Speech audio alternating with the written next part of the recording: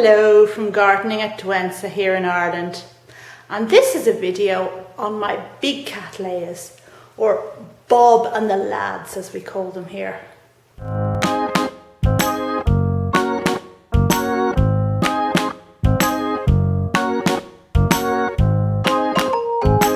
So I'd better start off by introducing you to Bob Betts, Cattleya Bob Betts, and this is one of my bigger cattleyas that I've had for a few years. It's shaping up to be a good year for Bob.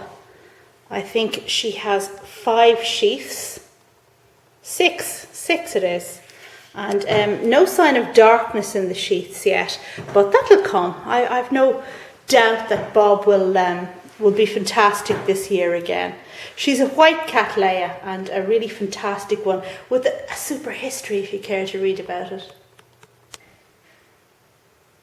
Next along we have Cataleya Por Pirata. This is a species one and it's flowered for me a couple of times. I featured it in the video I made about whether or not to cut the sheaths of Cattleyas. And since that flowering, which wasn't that long ago, it's put up lots and lots of new growths. Now, I don't see any sheaths in there yet, but it's really shaping up to be a good year with the purpurata. I don't doubt that each of these is going to produce a sheath and a flower soon. Don't doubt. They say you shouldn't count your chickens before they hatch. Maybe you shouldn't count your Cattleya flowers before they hatch either. In the middle here is my Schomburgkia, which I only bought this spring, and it's an enormous plant. Look at the size of that. I touched the pot here to give you an idea, but massive, absolutely massive, and lots of new growth. There's a new pseudobulb forming there, and this growth here I have a lot of hope for, that it might actually produce a sheath. That might be a sheath coming up there. It looks like one, but the way this has its growth pattern, it seems to produce 2 leaves, then another leaf, and then a sheath. So if that is true, then I have 2 leaves, another leaf, and a sheath. This plant here is the king of Taiwan, and I love it because of the purple foliage. See the leaves and the pseudobulbs? Just gorgeous. Now, the new growth tends to be purple and the pseudobulbs remain purple, but it's very attractive.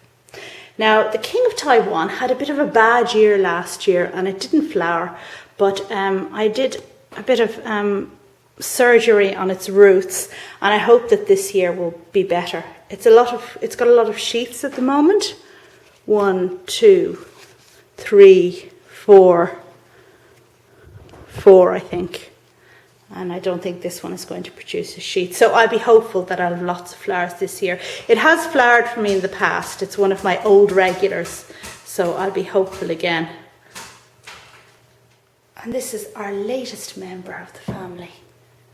Doodles. Oh, she likes the camera. Yes, Doodles. She's going to chase all the rabbits out of the garden. Let's put her down now. Next up is Coastal Sunrise, which is the monster Cattleya that I divided this year, taking 4 divisions off, an enormous 4 divisions. Now, surprisingly enough, you know, it's a bit the worse for wear after that, and it's produced 2 pseudobulbs with sheaths. This one has a sheath, and that one has one in there too as well. Don't know if you can see. And I don't know what else is happening, except that round the back, let's see if we can find it here. It is actually producing a new growth here at the back. Only 1 so far. I would have been hopeful for more than that. But these flowers are going to be out of sync now. The 2 at the front are going to flower long before this one will, if it does flower. But I'm not surprised really, considering the radical cutting it underwent this year. Next up we have a Catlianthe, and I'll probably make a video about this one when it flowers, because look, I've got 2 buds. Now this Catlianthe doesn't produce sheaths. Its name is Sierra Skies Leona. So there's some kind of pun in there with the country in Africa, I guess. And it's never flowered for me, so it's super exciting. Now, I'm only going to have 2 flowers this year, but, you know, for first flowering, we can deal with that. Looking again at this plant, you know, see how this side of the plant is much smaller than that? I think I was given 2 seedlings originally, and that's what I'm looking at, but there'll be no dividing them now at this stage. But anyway, yeah, super exciting. A first flowering is always brilliant, and this is going to be kind of mauve and purple. Can't wait.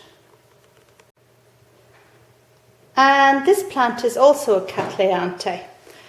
One of long-standing, one of the old girls, let's just say, but she grows at such an awkward angle. You see how she grows out like that? I decided to put her in this basket just because she was taking up so much space on the shelf.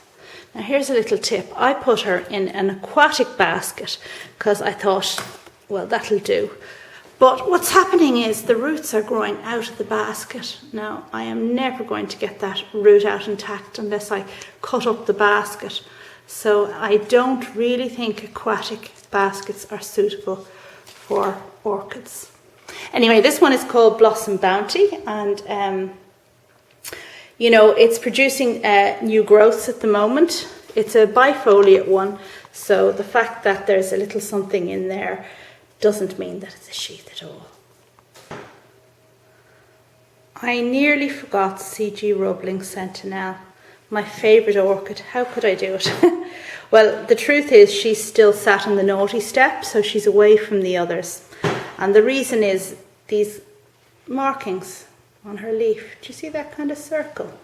Now, I can't see any more at the moment, so maybe they're fading. I don't know what it is, so she's had to be isolated and she's getting watered separately. She's shaping up well other than that with 5 sheaths. They all seem to be around one side of the plant because if you remember, I divided this plant earlier on in the year to send a division to Miss Orchid Girl, to Danny. So there doesn't seem to be anything coming from this side of the plant yet. But I think probably, you know, it will produce a new growth from here in time. I just hope now, there's that marking on the leaf again, see that? I hope this is nothing and it'll pass because this is my favourite plant.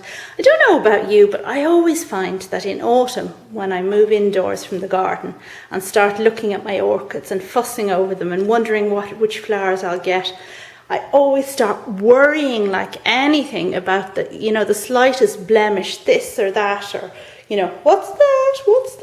What does it mean? Yeah. I think that's probably something that Astrid could have covered in her comedy video there about shit orchid growers say. Anyway, so that was my video on the big cats, or Bob and the lads as we call them. I hope you liked it. I hope you'll find it just as exciting as I am waiting for these girls to open up. Because, I'm not all about getting new orchids.